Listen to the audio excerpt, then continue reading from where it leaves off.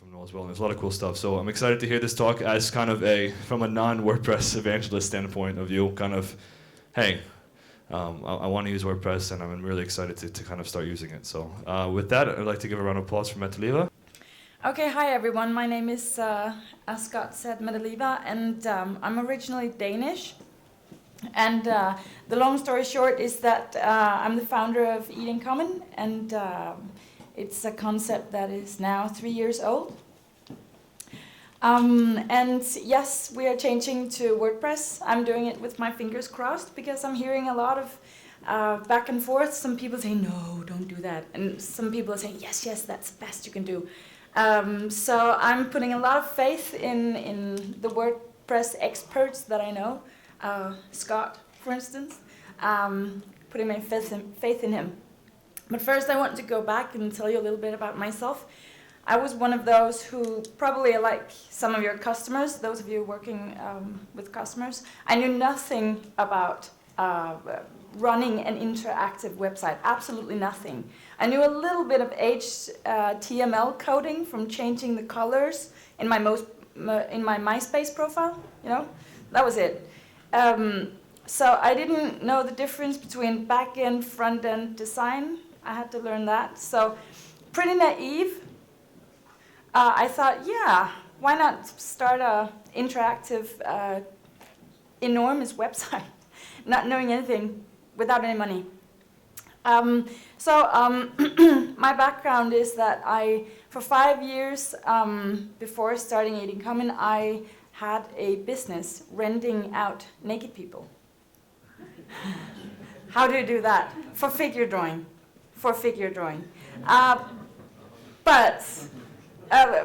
Weird, I know.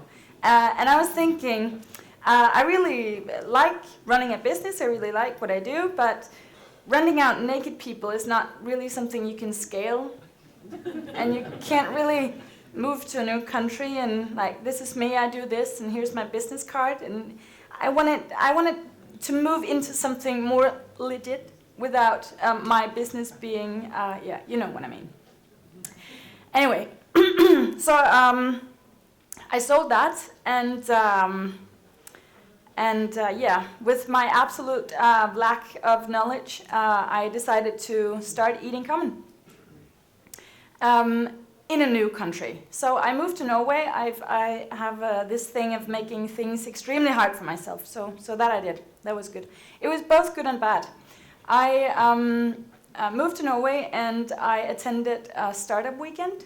Some of you might be familiar with that, in 2013. And that was really good and really bad at the same time. Coming to Norway as an entrepreneur is great, because you have funding opportunities here that you have no other places in the world. So I must say that we are funded greatly by Innovasjon Norway, and without that, I wouldn't be standing here. It wouldn't be possible to run this for 3 years. So I'm really grateful for the Norwegian system and setup in that regard. But the bad thing about starting a business out of Startup Weekend is that you meet random people. Anyone here who are familiar with Startup Weekend concept, of course? Yeah. Some have trying to start a business out of it or attended? No? I can tell you that it happens a bit like this. You go with your pocketbook with ideas, and then you present your ideas, and then random people join your team, and oh, this is great. And then suddenly you're in the middle of a weekend starting up a business with random people that you don't know. And after a weekend, you're all pumped, like, this was great. And afterwards, you're like, oh, should we do something? And then the problem starts when you're saying, oh, I want to take my idea further. And they say, yeah, let's do it together. And you're like, Jesus. So I did that, and it was bad, like really bad. So I ended up buying them out. So, yeah, a big messy story. Now I'm here talking about this, and I want to tell you why I'm switching to WordPress and the road from our current system. So, EatinCommon, what's that? The business idea is food and community. We're not the only one doing this. There are other people, of course, around in the world, but we're the only one in Scandinavia and Northern Europe. And we're the only one who makes it easy and accessible for people to attend for free. not attend the dinners for free, but to create a meal for free on the website. So we're an online platform enabling foodies and restaurants and brands to create events at home or at another location in a park, whatever. And what we want to do is we want to bring people together around food. And that's my passion, that's my fire. And when everything is really, really looking like a drag, I rethink everything and I think to myself, what lifestyle do I want? Oh, I want a free entrepreneurial lifestyle, and what makes sense in the world? Oh, people. So, keeps me going. So our customer promise is a fun food experience for social people, because Norwegians, they can be tricky. And they can be tricky because they can be very closed, and especially the area in Norway where I live, in Stavanger, can be really tough. So when we started out, people were like, oh yeah, great idea, but not for me. No, never. So, okay. Oh, if you're into that, I'm not. But okay, you go ahead. So, but an absolute high point was when we launched this beauty. No, this was the first, you can't even call it a website because it was actually just a picture that we connected to EatinCommon.com. I think for some reason, all these GoDaddies that buy up domains, I think they made a mistake because that was too good of a domain to be for sale. So I think they did something there, so I really thought I was doing a bargain when I bought that domain. Anyway, we launched like this, and it was actually a great success. We had around 100 people coming to our launch in Stavanger, in Norway, in 2013. It's years back now. Remember that? Norwegians were like saying, not me, it's not for me, and I was really meeting a lot of crossed arms and shut doors. So it was pretty big that actually it went all right for the launch. So that was a high point, and ever since we've been growing with 25% monthly, and that is like the same as Airbnb in the beginning. So I hope it will continue. But the good thing about Startup Weekend was that we won the fourth prize, which was the design package. So we got some kind of design. I don't know, how many of you are designers? Okay. Okay. Anyway, we had this made, and in lack of better, and we thought, yeah, why not?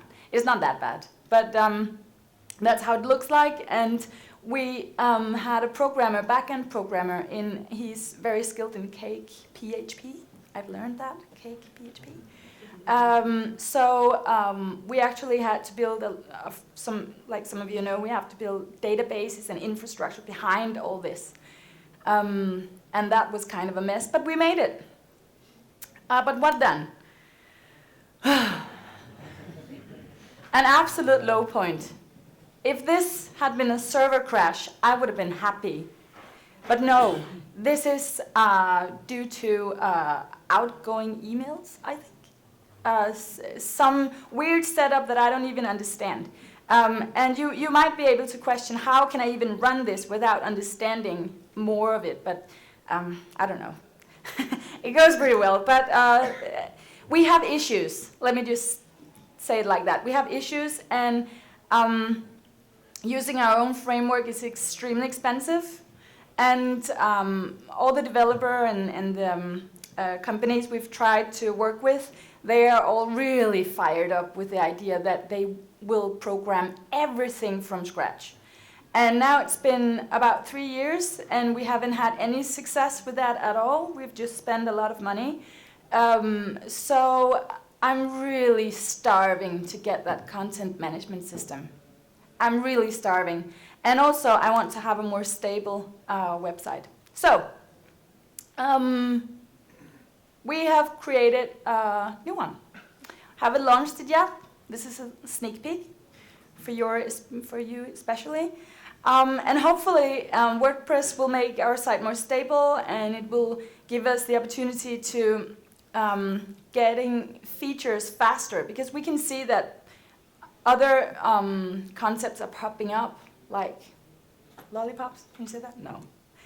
they're popping up fastly, and they have all the things that we don't have. So we don't have time or the money to build everything. And I have been reluctant to get involved with investors too soon because I don't want to stress this concept too early. I don't want to have the big return on investment riding me in my dreams at night.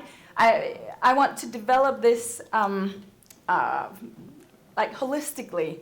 I think it's still worldwide. This is still a new idea, and we still need to develop it.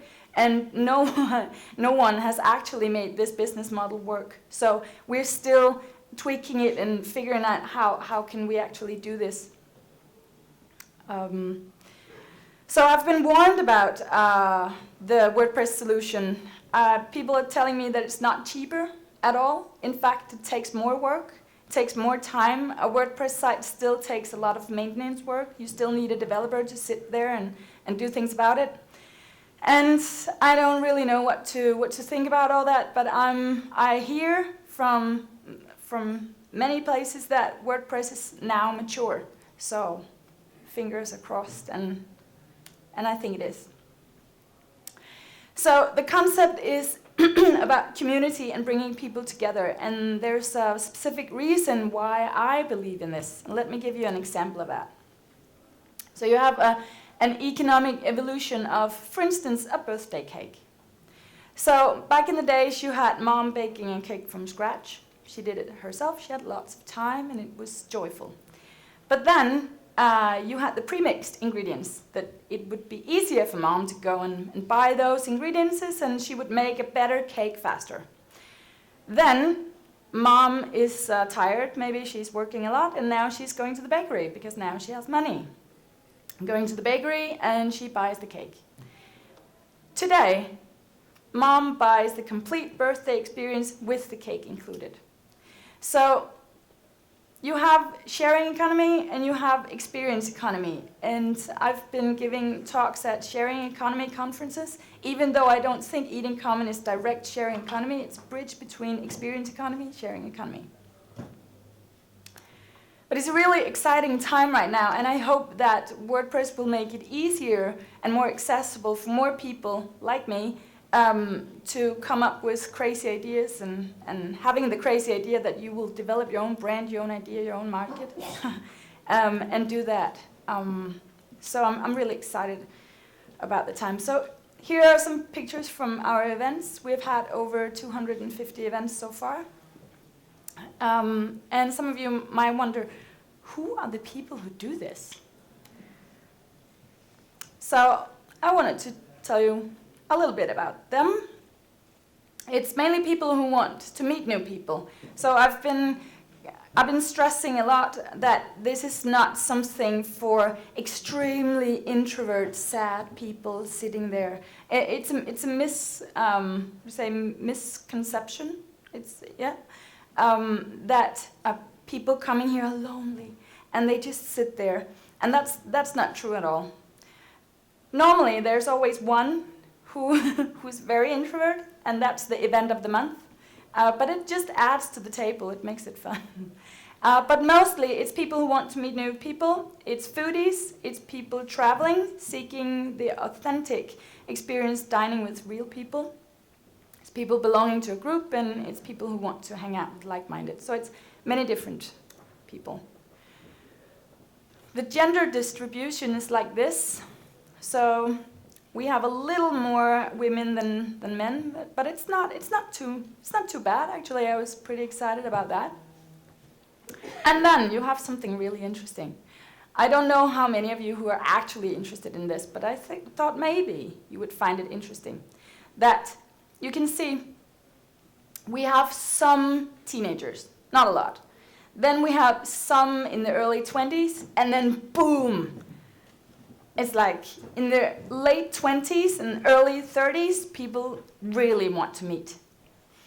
And then they still want to meet when they pass 30, but then maybe they're married, maybe they're single, but here they're definitely in their 40s, they're either divorced or they are busy with career and kids. When they're done with that, they get back again. So that's pretty interesting. And then we have them all the way up to, I think our oldest is 75 years old, which is pretty cool. 75 years old, doing this modern thing. I'm impressed. So same goes with females. You see that around 40, they are either divorced or married, or they're busy, and then they come back to us. So that's a little, for some people, that's a snack, seeing all these graphs. And okay, so we are very dependent on hosts. So our main goal is to find hosts to create events.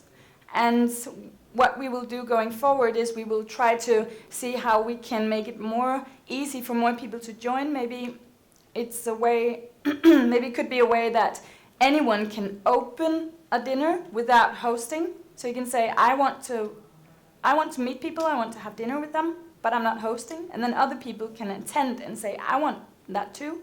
And then eventually when it's 10 of you, someone is grabbing the dinner, I want to host you guys. So this can make, this can give access to amateur chefs, professional chefs, and just regular people, some people who are used to cooking for 10 people or more. Or it can just be our regular concept with a single host hosting a small group of people. So going forward, as I said, we're changing to WordPress, fingers crossed. This will be very, very interesting for us to see how far we can go with the WordPress solution.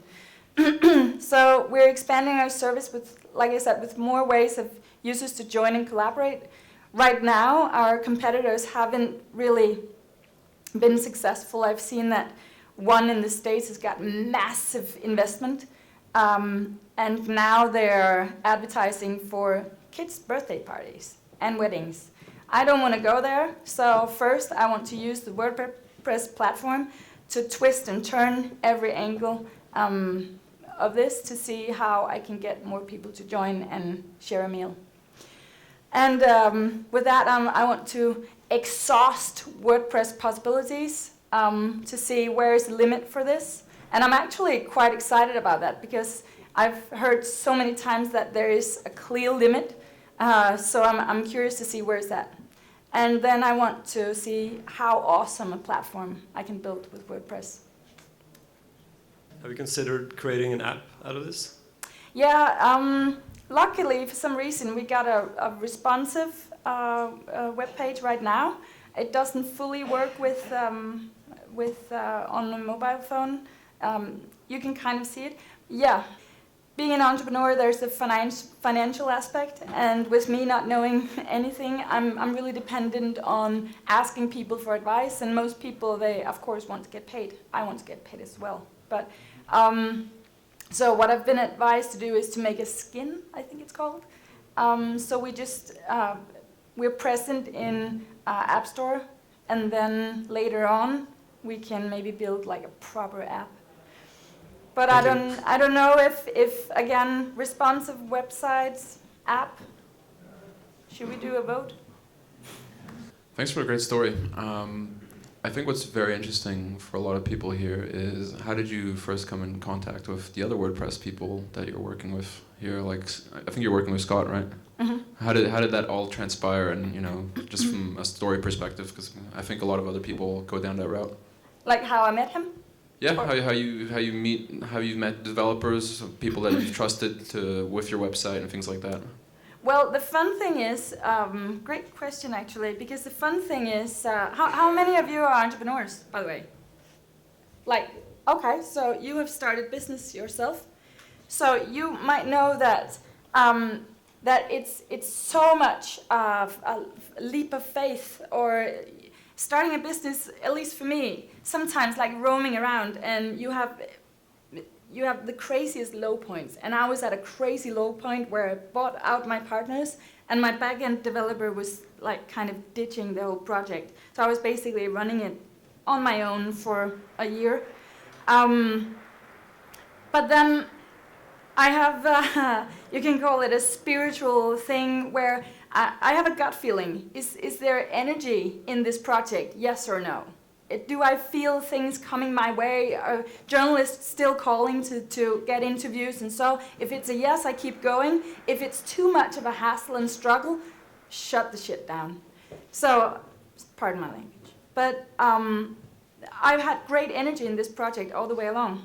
So suddenly, out of the blue, a friend of mine invites me down at a bar for a glass of wine, and he sets me up with his, not his girlfriend, but a girlfriend.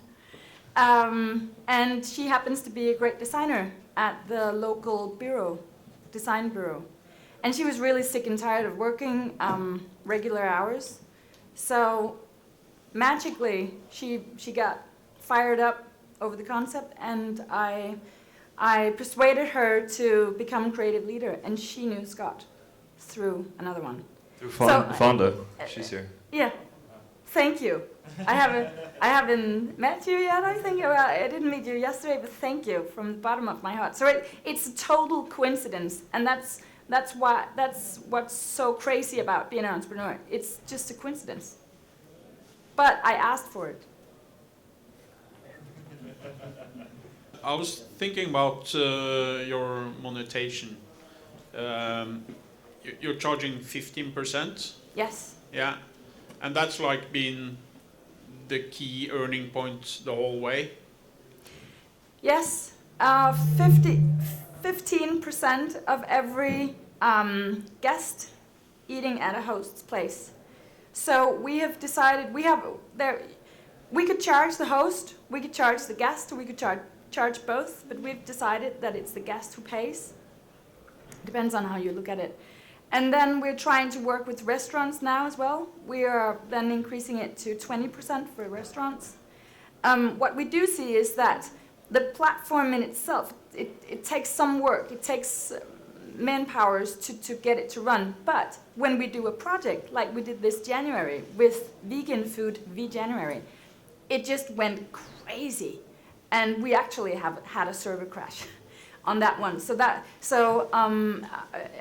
A definite business model for us is to use the platform to run these projects. So I haven't really settled on what is the concept, like in a box. There are many, but it depends on what works best. So no, we haven't become millionaires on this. This is clearly something that will work with volume. But that's been the key concept for earning the whole way. Yes, and I have been very clear to everyone that this is a business, because it's very typical Scandinavian or hippies. This is kind of a hippie concept. I think that it's for free, but there is one platform doing that for free, and it's basically empty and died out.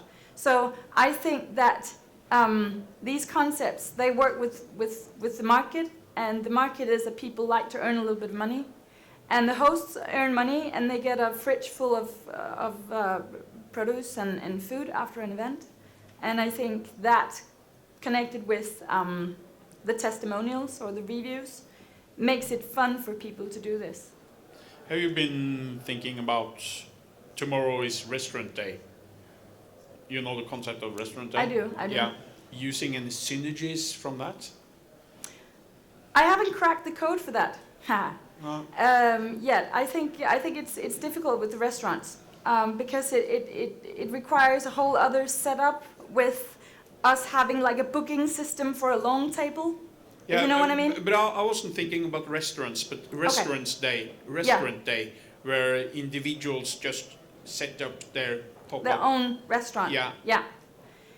Yeah, we have, but there are so many projects. So restaurant days, also we have been in dialogue with them. I think You have been, yeah. Yeah, we have been. So it was maybe too early when we talked with them first, but it's a good idea. Hi. I love your idea. This is awesome. Yes. Really, I really like it. I have one question and one side note. First question is, how will you manage legislation? Because I'm from Sweden, and I don't think this is legal, or I kind of know that it's not, because you have to have a lot of if there's money involved in any way, you have to have proper government approval. I'm super excited about that question because I've got it like 1,000 times. And it is actually legal, and I can tell you a very short, fun story that I was talking. I was giving a speech, some government, forbruker, fordelingsøkonomi, sharing economy, something. And there was this lady from Forbrukerråd, hvad heter det på engelsk? Consumer. Thank you. And she said, okay, so what if I join this and I become sick in my stomach? Yeah, what then? Like, she was very concerned about the insurance.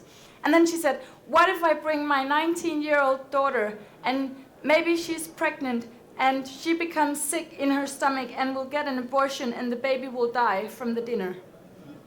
And I was like, I have to give you points for creativity here because that's so far out, I haven't even considered it. But back to your question, it's a very fair concern. In Scandinavia, you can host up to 10 times without being measured as organized business. So private people can actually, like I said, host up to 10 times, and they can earn a little bit of money. You have an allowance. We all have that in Scandinavia, and I think in the rest of the world.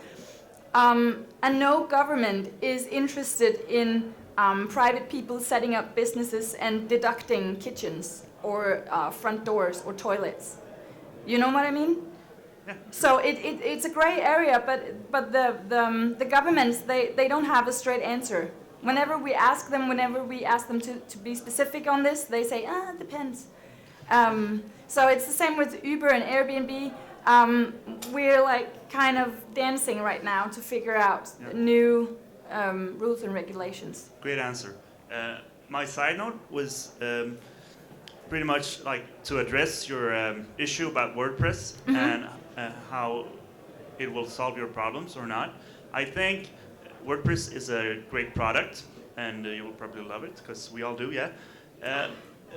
I think it's all dependent on on infrastructure from your provider. Like Noel said in his talk, like they do different kinds of testing and whatnot to ensure that stuff don't break. So it's I think you getting a good delivery is really up to the people you work with and the infrastructure that they have. Scott, I'm hoping. Me. I think we have time for one more.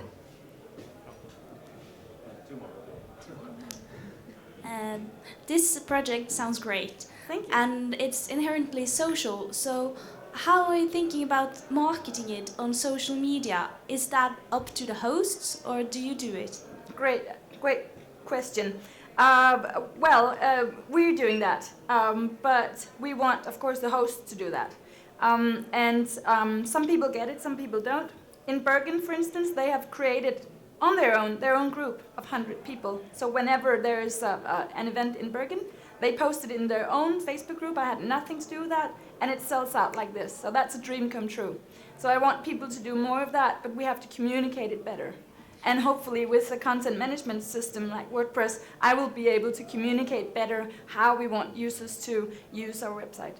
Yeah, because I think the Facebook share button is probably one of the most important things that you can implement. It is. It is. Yeah.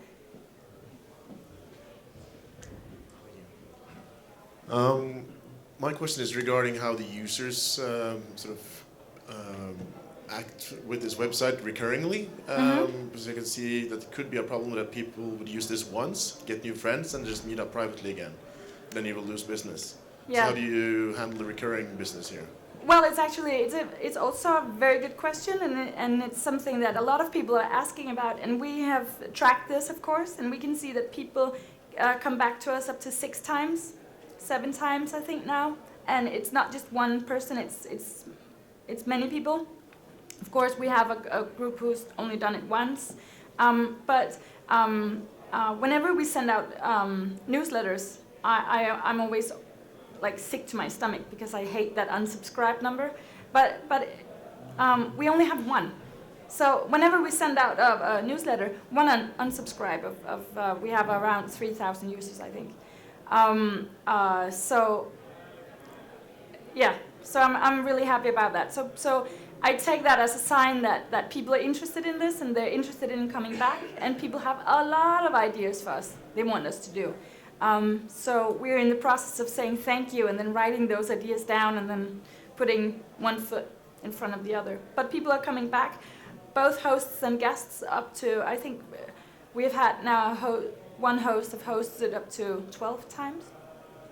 So we have the solid core of people who are doing this almost every month. Yeah. Well, thank you. Sounds like your existing users are very important for further growth then.